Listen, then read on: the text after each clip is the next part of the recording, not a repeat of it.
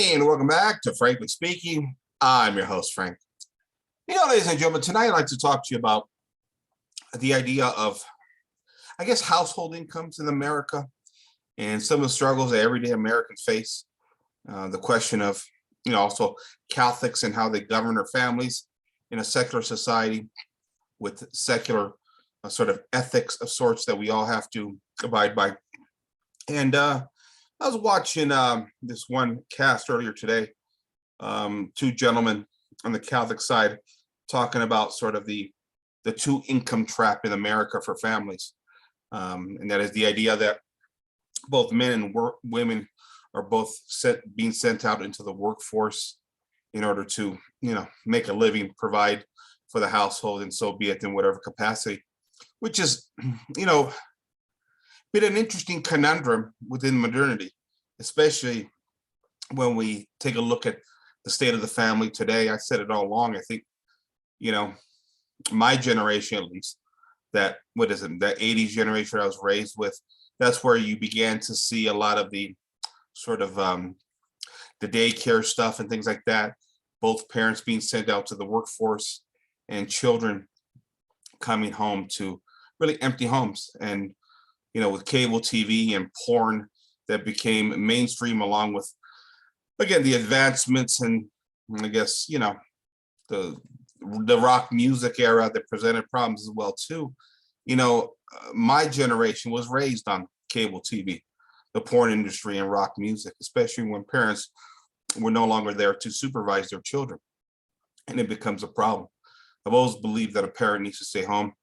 I think we saw the further advancement of this in the 90s with the daycare kind of parenting style where kids were being dropped off at daycares. And, that's another problem within itself that I'm sure, people that have experienced that that I know have testified to the problems of sort of the daycare culture, right? Mom drops them off and goes to work 8 hours a day, and essentially you got somebody else raising your kids and some questions that's involved there. For my part, I was never raised in a daycare. I always had a mom at home. My father worked, my mom stayed at home, took care of the house, took care of the kids, raised us. And it was great. It was a pleasure. And I feel very blessed to have had that. And it's funny because, I think when we talk about the two-parent household, a lot of people just oftentimes get caught up, or at least don't want to deal with the nuances that we deal with as an American culture. Because I'll be honest, I came from a family that understood that a woman's role was in the home.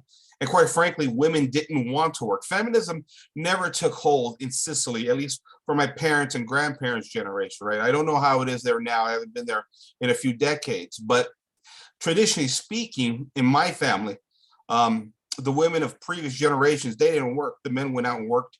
Women stayed home and raised the family, took care of the house, traditional roles, just as we've understood them for a long time.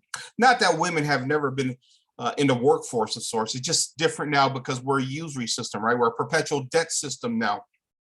And the kind of work we do has shifted, primarily as we've seen the means of production, right, consolidate to the top as corporations have garnered more and more power. People have less and less land. Just look at the homes we live in now. They're basically simplified kind of utilitarian purposes of, you basically rest your head, you get up in the morning and you go back onto the job to support this, again, this usury system. In that sense, I think a lot of kids got lost or have been lost over the past couple of generations, right? Now, I think part of the issue here is, excuse me, well, got something in my mouth, my apologies. I think part of the issue here is how Catholics deal with a lot of these problems of modernity, particularly as it relates to two people working, whether you can maintain a household with one income or do you need two incomes. And I think there's different arguments to be made here because there's lots of nuances here. I mean, in many respects, I think this particular podcast I was listening to, they made a great point in regards to if you got a husband that's making six figures, $150,000, $200,000 a year, is there a need for a woman to go out into the workforce? And I mean, I'll make 2 points here. The first of which is I agree that there needs to be a parent in the home, at least raising the kids, and primarily the woman. I believe that. But on the other hand, I agree in the sense that we have become an entitled society addicted to materialism, and we can go too far in sort of the goods and services that we've become accommodated to, right? And I saw this culture re-raised in Southern California, right? You want the big house, you want the granite countertops, you want the pristine neighborhood, you want the SUVs, you want all the television in the house, you want all the luxuries that have been promised by this usury system. All you got to do is perpetually work your ass off and make that bank note at the end of the month, that payment to the bank, right? And I think a lot of people have fallen for this, and a lot of Catholics. I think there's something to be said there, that the materialistic aspect of American society has become a problem that encompasses lots of Catholics and even a lot of conservatives and classical liberals and things of that nature. And it's become such a big part of our everyday life in America that we've lost sense of what is right and what is wrong in many ways. And I talked about it before with the whole college experience in America now, right? We've just accepted that when our kids turn 18, they're going to take out a bunch of loans, they're going to go to college, and it's going to be all about sex, drugs, and rock and roll. And whatever mistakes they make, so be it. As long as they get out of college with a career and they get a good job and they make the money, that's all that really matters in America, right? Because in America, that's what we do. We make money. We don't appeal to any higher deity. There's no true belief in true religion, faith, in that, for that matter. Sure, we can hold it privately in some, distant, abstract kind of way, but for the most part, really the highest good, the highest sort of thing we can do in America is make money, partake of the economic engine of prosperity. And I think that's led to a lot of problems. Now, in regards to women in the workforce, this is something that is of a feminist nature. It's been on the increase now since at least the 1970s. The inflation of 1970s really forced the women out into the workforce.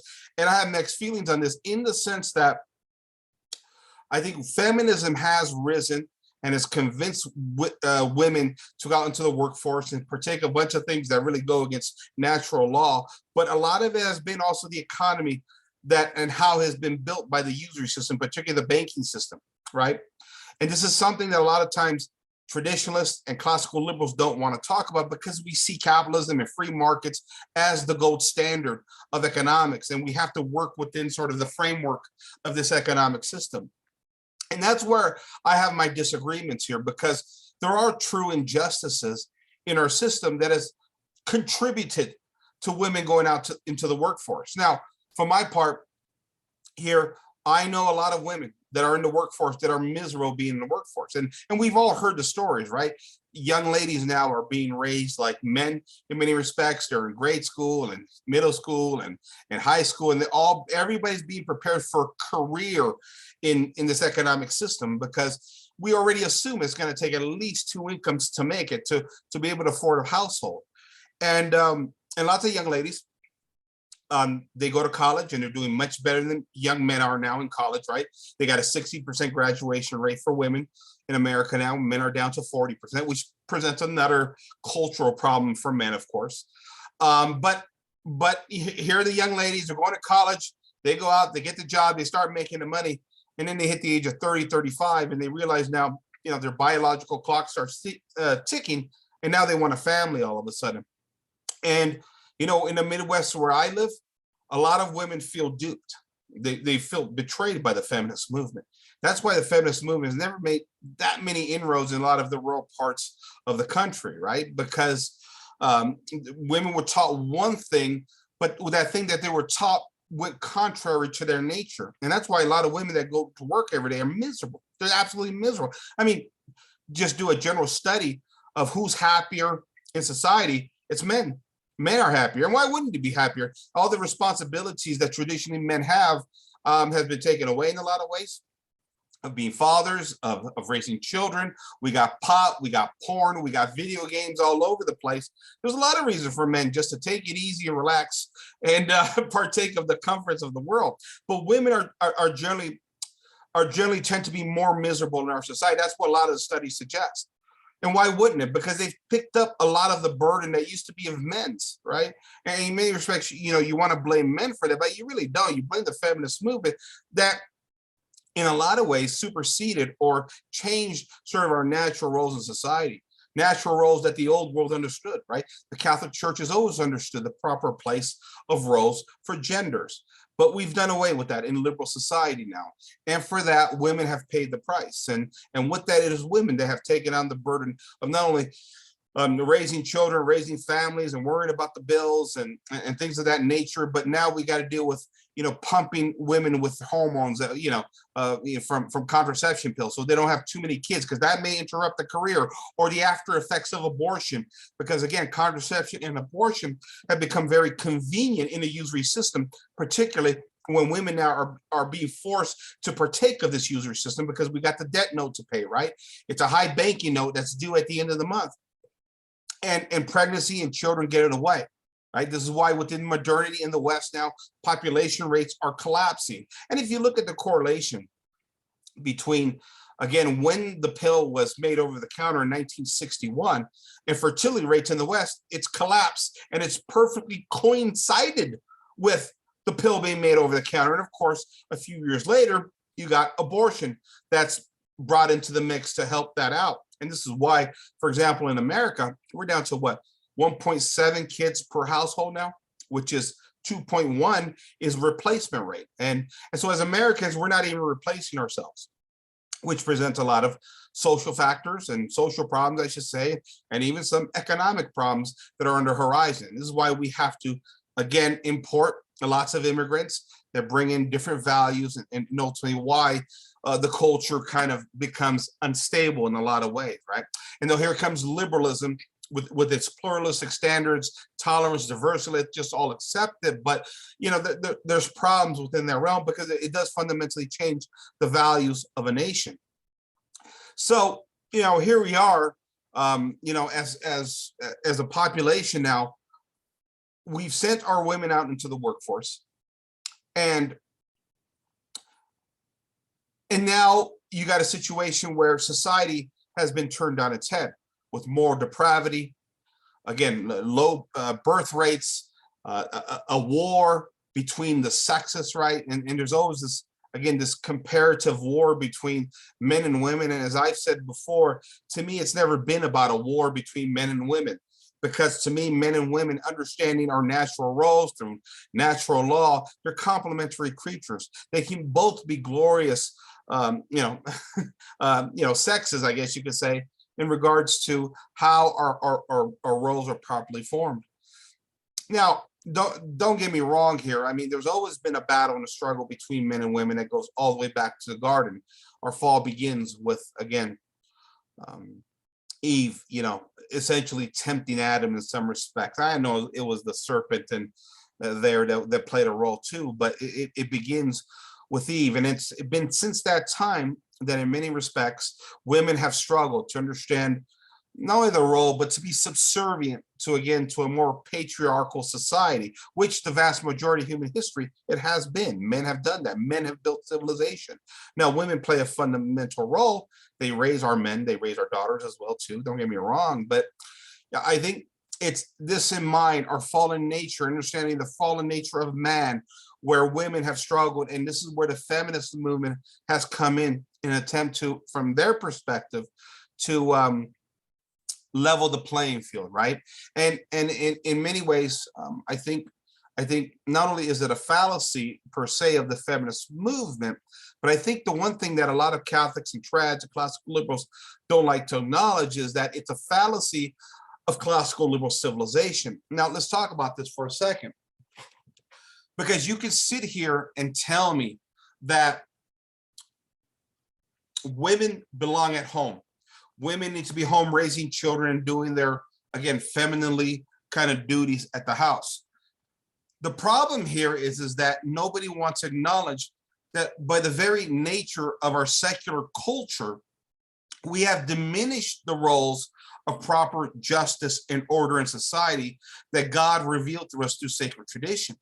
And so when you have a secular society like America that bases everything now off, again, the material world, where we separate, again, the natural from the supernatural, and like we've done in America through the concept of religious liberty, okay, religion, faith, God, okay, we kind of believe it, but we kind of don't, right? We don't acknowledge it. Well, once you begin to go down the path of secularism, you got a problem now, because now you have to elevate the natural means to the top of our civilization. And in a world that was once, again, a patriarchal society where men were the hunters or the bread earners, if you want to call it that, now you've taken away the sacrificial nature of our Christian faith and our Catholic faith away. If in modern society, where the emphasis is the material good, and the men have, for thousands of years, have been in charge of achieving the material, again, being the hunters, and the woman's sacrificial nature of being, again, a mother at home and raising children. Well, there's no profit in children. There is none. So as time and space moves on and we get into these new norms, new economic systems based upon, again, a simple utilitarian means of survival, but even more so, elevating economic success to the greatest good and the greatest achievement that any society can accomplish, now you got a problem. See, when God is the standard bearer in a society, and he tells us, these is your role, these are the sacrifices we make, there's honor in it. We see how people react to faith and religion when they're seeking out truth.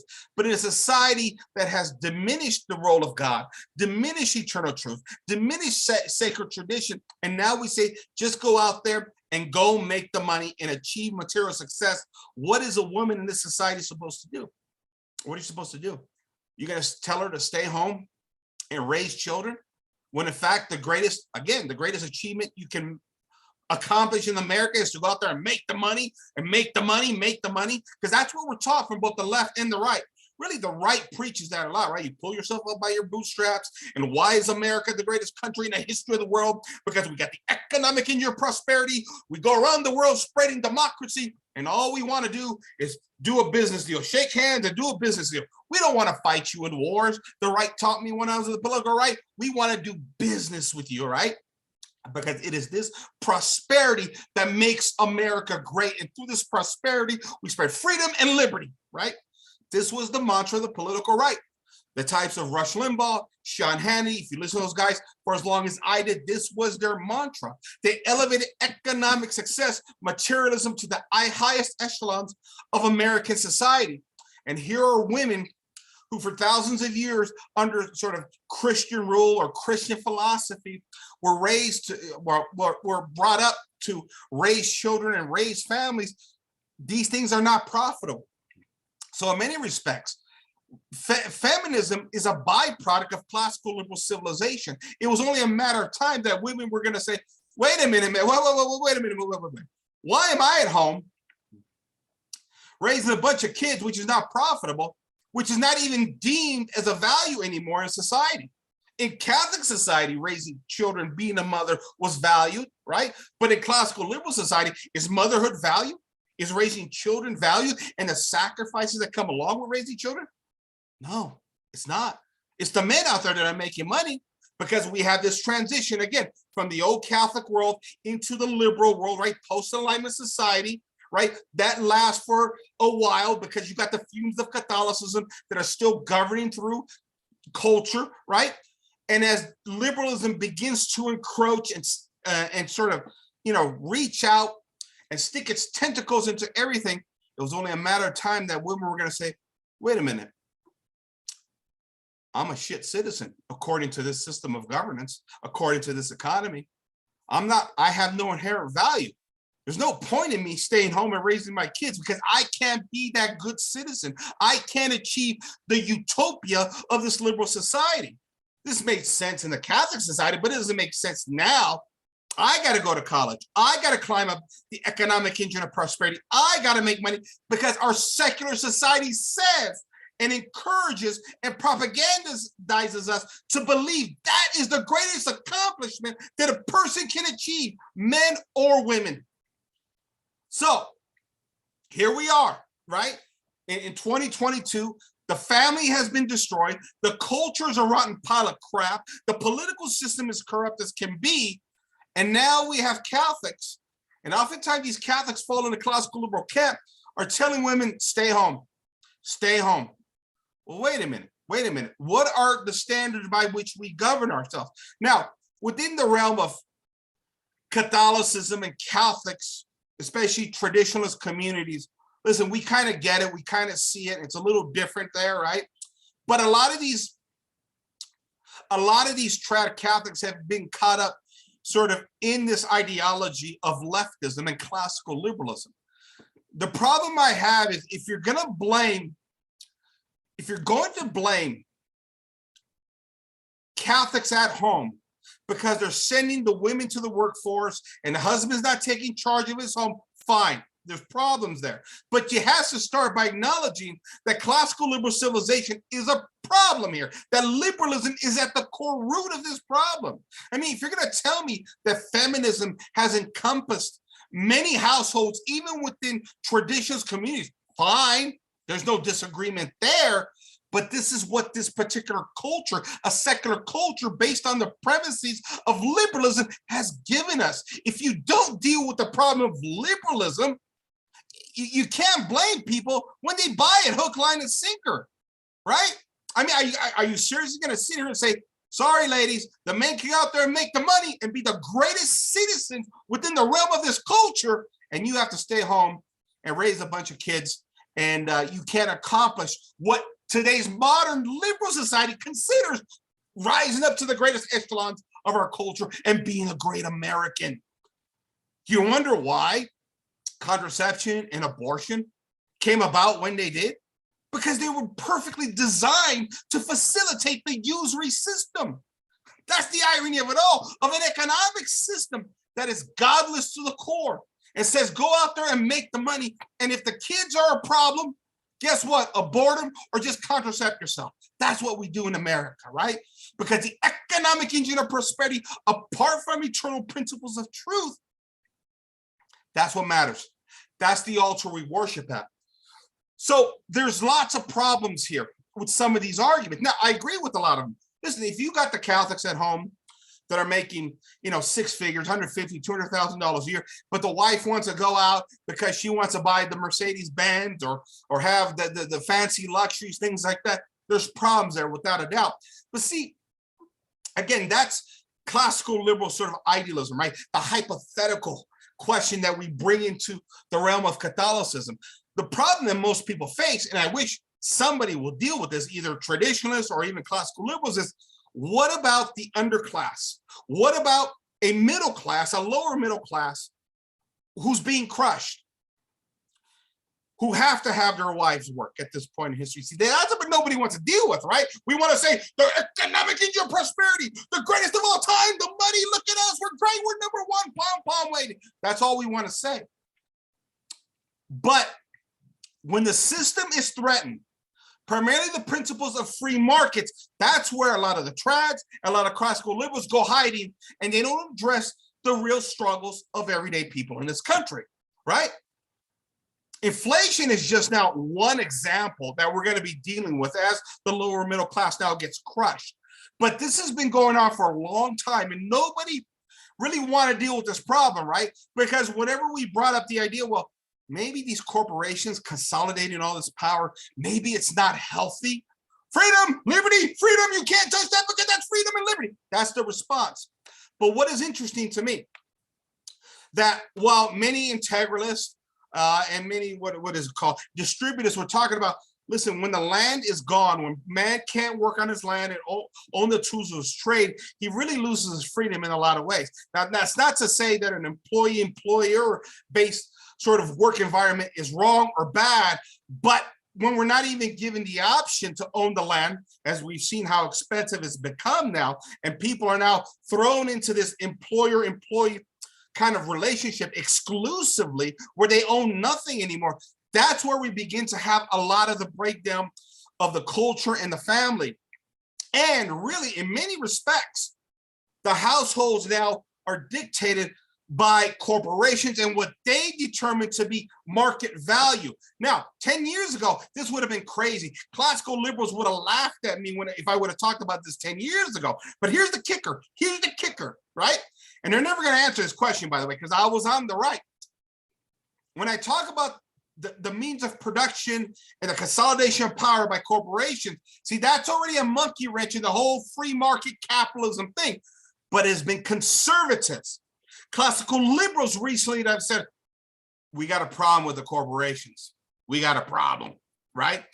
And, you know, it really came from their perspective, not mine, but from their perspective after the 2020 election with corporations.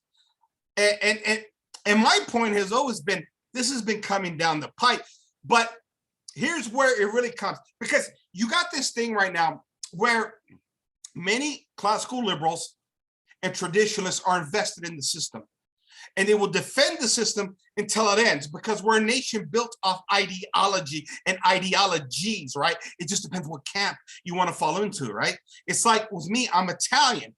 It's not an ideology, it's a culture. And then I'm Catholic, it's my faith. I have no allegiance to political ideologies, because everything I am is based upon, again, my inherent sort of lineage back through my family and my Catholic faith. But in America, which never had a culture, it never had a people, right? It accepted pluralism. It never established true religion. Ideology has always been our sort of our governing bodies. It's become our civil religions in many respects. And so now when these ideologies begin to break down, when you begin to see the contradictions within a lot of these ideologies, particularly, again, the concept of free markets, which were de facto divine law for a lot of classical liberals, even a lot of trad Catholics, you know, once you begin to point out the fallacies, the land is being monopolized, the means of production, nobody owns their homes, nobody owns land, nobody can be truly self-sufficient without these things. We're at the mercy of corporations now. They get offended because that is infringing upon the ideology of sort of classical liberalism, right? Of free markets and freedom and liberty, all this stuff that comes with it. But there's a catch. There's a catch. And that is, ever since this last election, as the right claims, the corporations have become fascistic, right? Now, see, now this is a conundrum for the right. Because if you're going to now argue that the corporations are fascist, if that's your argument there, and I have heard a lot of corporations say, then this really takes the shine off the free market system. It does, I'm sorry. What many integralists and even monarchists and a few other small ragtag groups have brought up is that this system eats itself in the end. And if you can't control the means of production at the top, if you can't control the powers that be from buying out the system, then what good is your free markets at this point in time? And listen, I'm not a guy that's necessarily against the free transactions of goods and service. I'm not suggesting that. But we have a problem at the top of our civilization right now, where corporations dominate everything. They own the means of production. I keep saying that. They own the land. They control the worker, right, at one time. But here we are. We're now complaining that we're sending the women out into the workforce, but this is the system we've built, where the cost of living, again, has become very expensive, right? And listen, as soon as I bring this up, as soon as I bring up the problems of the economy and the struggles of the little guy, there's lots of trads out there. Frank, you're being envious.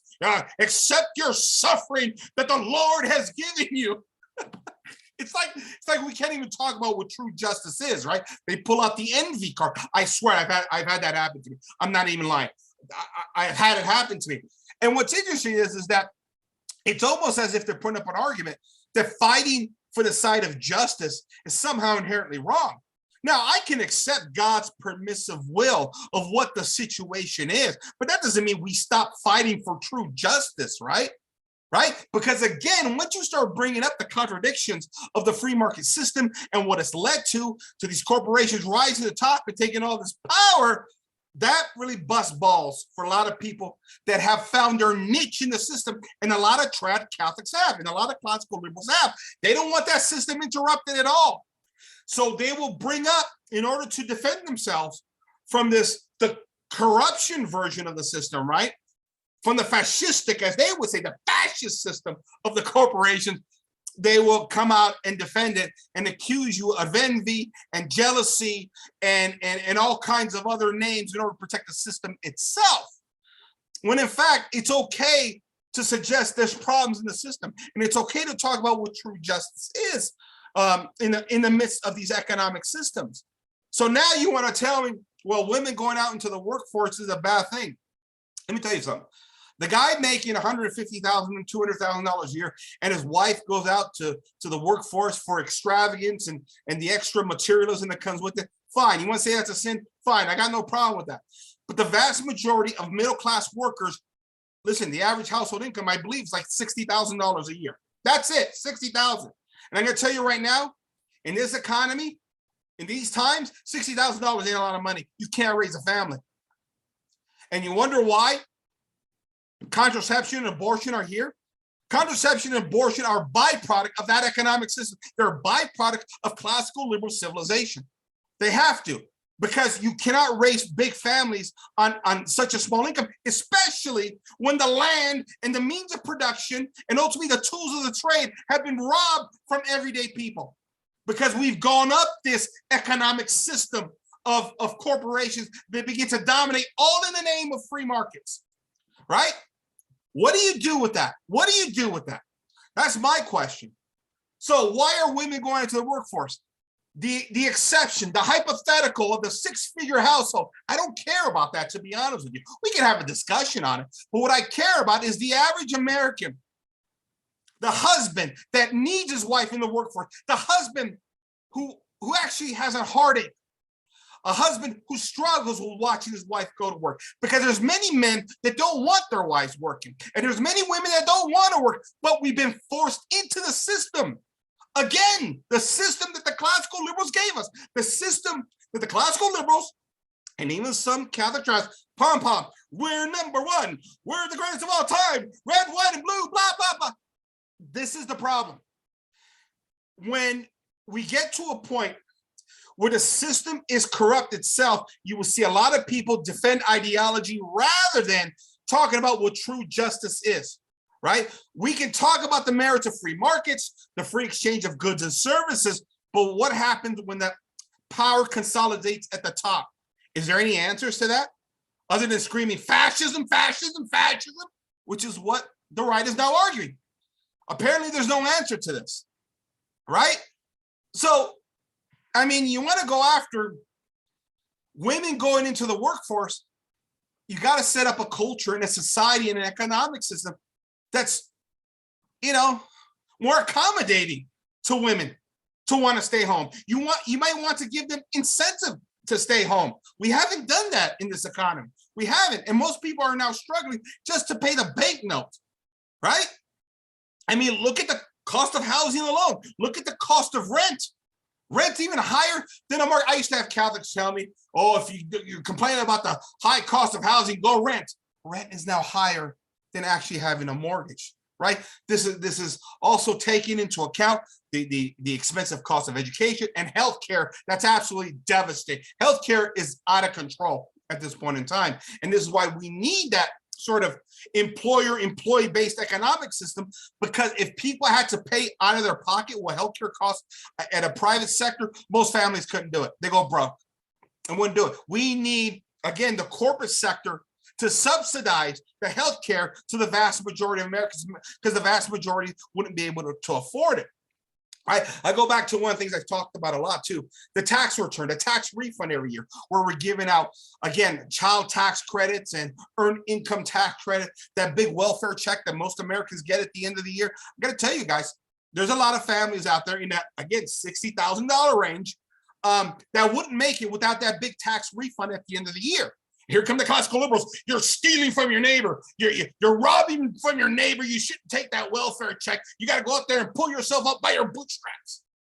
Okay, but a lot of people are. I resent the idea that everybody that's not making America is fat and lazy and doesn't want to work. There's millions of Americans doing the best they can. They bust their asses every day, getting up, again, 5 days a week, 40, 50, 60 hours to try and make ends meet, to try and pay the bills at the end of the day. And a lot of times it's not enough. They need that tax refund at the end of the year. And guess what? They even need other government subsidies at the end of the year. I mean, the reality is, look at the cost of housing, look at the cost of healthcare, look at the cost of education, never mind what automobiles cost, never mind what all the things of life that we need cost. That $55,000 to $60,000 a year range, it ain't cutting it for most Americans anymore. Let's be honest here, right? Especially if you live in the big city, but even middle America, it's become tough. So I don't know, ideally, I would say to you, yeah, a woman belongs in the home, raising her kids. Man should be the bread earner, right? Men and women complementary creatures.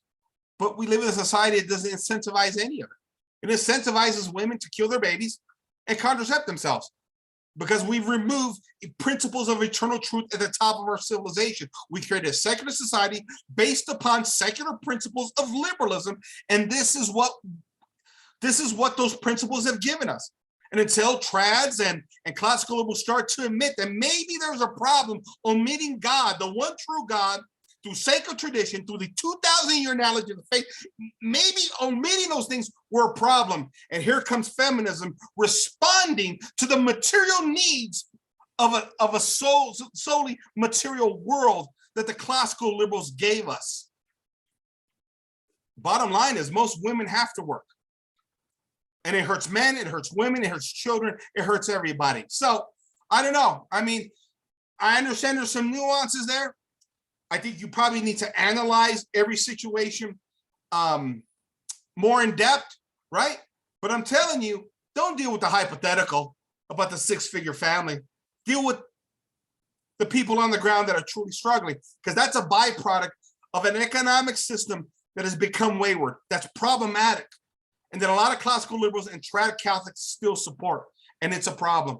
Just the fact that all the land is being bought up by corporations and by the wealthy, that in and of itself is a great injustice, because we need to get people back on their own land, because only when they have their own land and they own the tools of their trade can man be truly free. I'm sorry. Look at the system we're living in now. It's a perpetual debt system. We're born in debt and we die in debt. That's the entire system why we serve corporations in order to, guess what, give us our basic ends meet at the end of every week in order we could barely just survive. That's most people. I know some people have transcended. I know some have climbed up the economic engine of prosperity. But even with that, we never even take into context how they rose up the economic engine of prosperity. Because in my 50 years, I've known many that have climbed up, been successful, but they've had no scruples in rising up the economic engine of prosperity, which is another topic in and of itself. You wonder why America has become a moral puzzle. You wonder why the culture is rotten. You wonder why the family is broken down. You wonder why we have all the problems of divisions, how Americans are at each other's throats. At some point, we got to start asking the question, what went wrong? And to simply say it's our progressive siblings, it's the far left, that's the problem. The far left is a byproduct of classical liberal civilization. They are the offspring of the classical liberals. Until the right acknowledges this, there's no saving America. I'm sorry. There's some serious discussions we have to have as Americans in this country. I want to thank you for joining me. This is Frank, signing off for Frankly Speaking. Good night, everybody.